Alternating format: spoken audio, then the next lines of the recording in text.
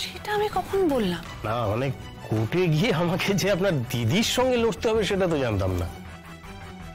Sir আসলে আমার দিদি ভাই আমার বাপের বাড়ি আমার শ্বশুর বাড়ি দুটো বাড়ি একেবারে গ্রাস করে রেখেছে। আমার হাজবেন্ড আমার কাছে ডিভোর্স চেয়েছে ঠিকই, কিন্তু আই এম শিওর এর পেছনে দিদি ভাই রয়েছে। ও ইনসিস্ট করতে পারে আমার হাজবেন্ডকে। আর এদিকে আপনি আমার দিদি ভাইয়ের হয়ে গুণকীর্তন গাইতে শুরু করলেন। কি করে বিশ্বাস করি বলুন তো আপনাকে?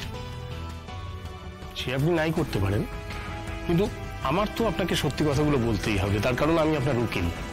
তাতে করে আপনার ইন্টেনশনও আপনাকে লুকোতে হয় না, আর আমাকেও অকারণে কতগুলো মিথ্যে বলতে হয় না।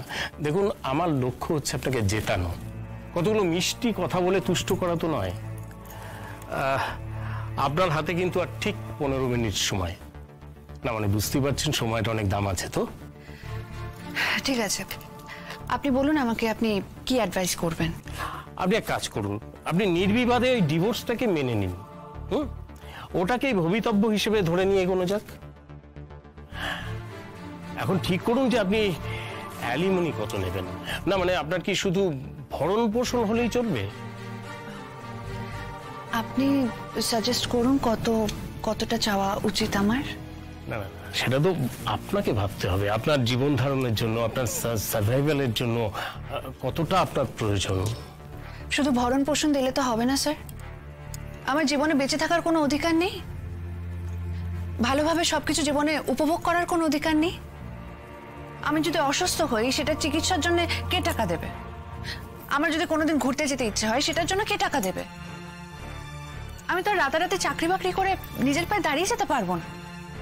বাবা, অনেক কিছু ভেবেছেন দেখছি। মাথায় রাখবেন, আপনি যদি আরেকটা বিয়ে করেন তাহলে সব কিছু কিন্তু বন্ধ হয়ে যাবে। আইনের অনেক প্যাচ আছে তো।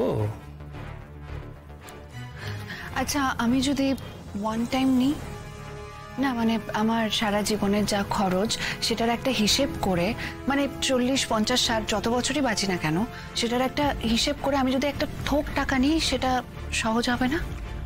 আপনার যা যা চাহিদা তার এতগুলো বছরের হিসেব আপনি করতে পারবেন? করুন। করবো স্যার, হিসেবটা আমাকেই করতে হবে।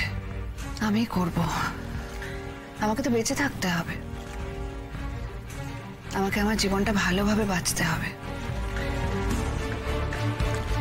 আমি আর ওই নিম্ন মধ্যবিত্ত জীবনে ফিরতে পারবো না।